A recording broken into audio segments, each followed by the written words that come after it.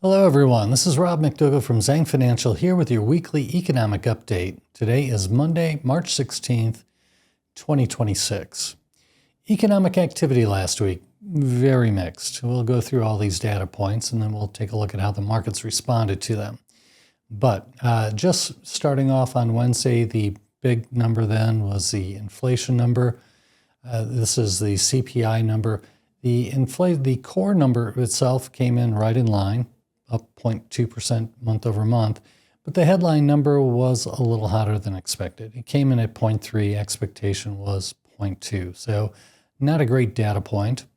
Then on Thursday, we had the initial jobless claims, so we mentioned the fact that it's been pretty impressive that despite the fact that we do see some headline job cuts, Morgan Stanley, Block, a few others, but really haven't flown through to the initial jobless claim numbers.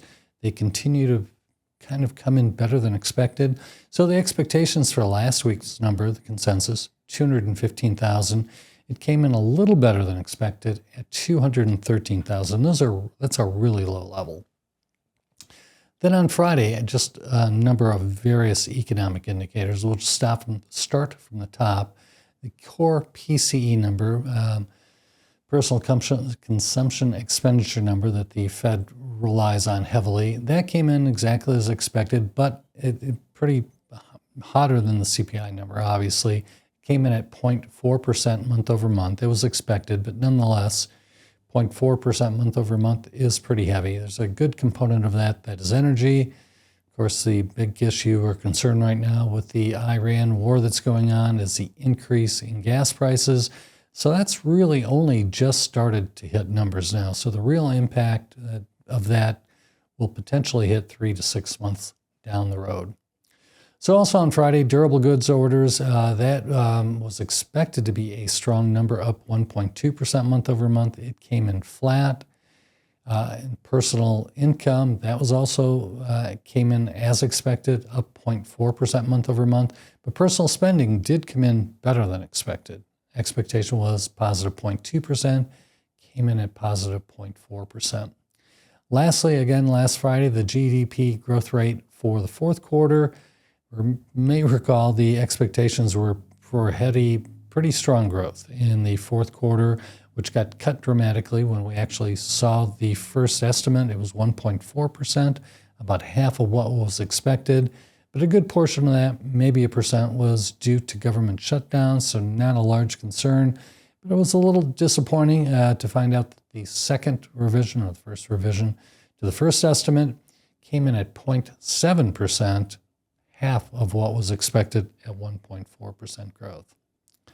So inflation expectations last week hardly moved. Expectation moved up 1 basis point for the average inflation rate over the next 10 years at 2.36%.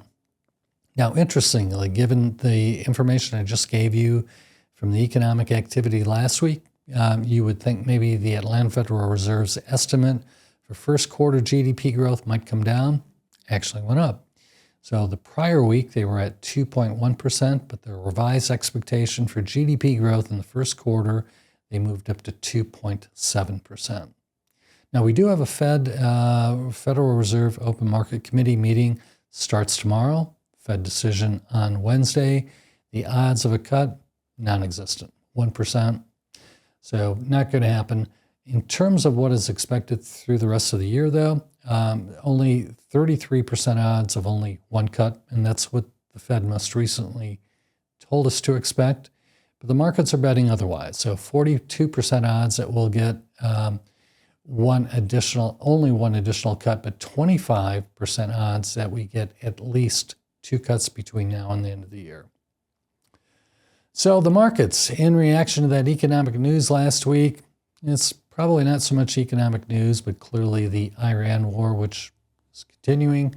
S&P 500 down 1.6% last week and now is negative for the year, about 2.9%. Within that, certainly on a year-to-date basis, value has outperformed growth.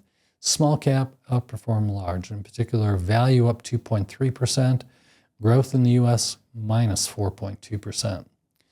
International markets got hit again yesterday, so they had a big lead over the U.S. just 2 weeks ago, and that lead has shrunk on a year-to-date basis. So developed markets ex-U.S. down 6.3%. Emerging markets down 6.6 or 6.9% last week. So on a year-to-date basis, developed markets ex-U.S. still up 2.9%. Emerging markets up 6.9%. The fixed income here in the U.S., not a good week. We had an increase in the 2-year yield by 18 basis points. The 10-year also rose by 19 basis points.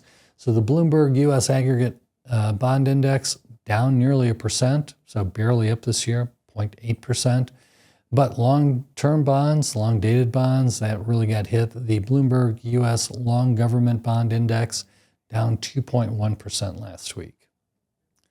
So let's take a look at the economic activity that will be released this week. The ones that are most important, we mentioned on Wednesday, we'll have the FOMC, Federal Open Market Committee decision on rates, expectation of no change there. But also on Wednesday, we're going to get PPI and core PPI on a month-over-month basis.